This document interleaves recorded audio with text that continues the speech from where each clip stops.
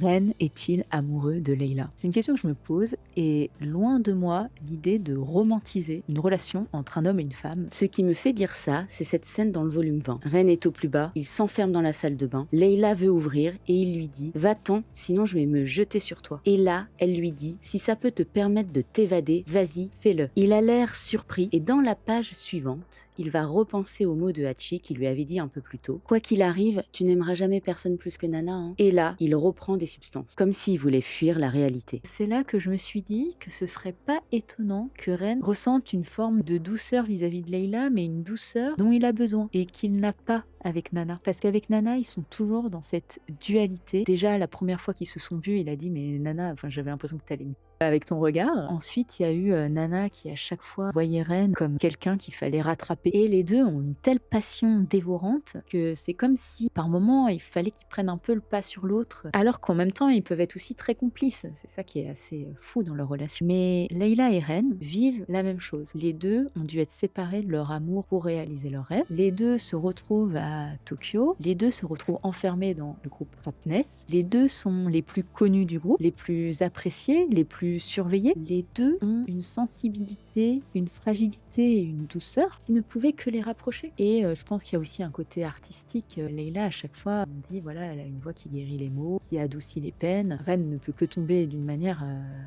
sous son charme, au moins artistiquement, et je pense que ça joue beaucoup aussi. Il doit y avoir une forme de beauté vraiment intense quand tu travailles avec quelqu'un qui a ce charme-là. Aussi, il l'observe beaucoup, et à un moment donné, Takumi lui fait remarquer, comme Takumi est très observateur. Comme Ayazawa, elle nous glisse plein de choses, et pour moi, chaque parole peut être interprétée, réinterprétée. Par contre, pour moi, Leila n'a aucun sentiment amoureux vis-à-vis de Ren. Elle l'aime énormément, elle veut le protéger, et d'ailleurs, j'apprécie pas particulièrement Leila. Je trouve qu'on n'a pas eu les clés pour vraiment l'apprécier. Malheureusement, elle a toujours eu ce rôle un peu d'antagoniste, que ce soit le rôle de la maîtresse, que ce soit le rôle de l'adulte qui ne prend pas ses responsabilités, notamment vis-à-vis de Shin. On la voit comme aussi la rivale de Nana, donc elle a pas le bon rôle en fait, Leila. Mais quand elle est avec Ren, c'est là que je la trouve la plus touchante. On voit qu'elle veut vraiment protéger Ren, et on voit l'impact qu'a eu sa mort. Elle a arrêté de chanter quand Ren est décédé, pour dire à quel point ça l'a bouleversée. Donc en fait, leur relation, elle est attachante, mais on n'a pas pu vraiment beaucoup en profiter parce qu'à chaque fois, même eux quand ils étaient tous les deux et que Nana l'appelait,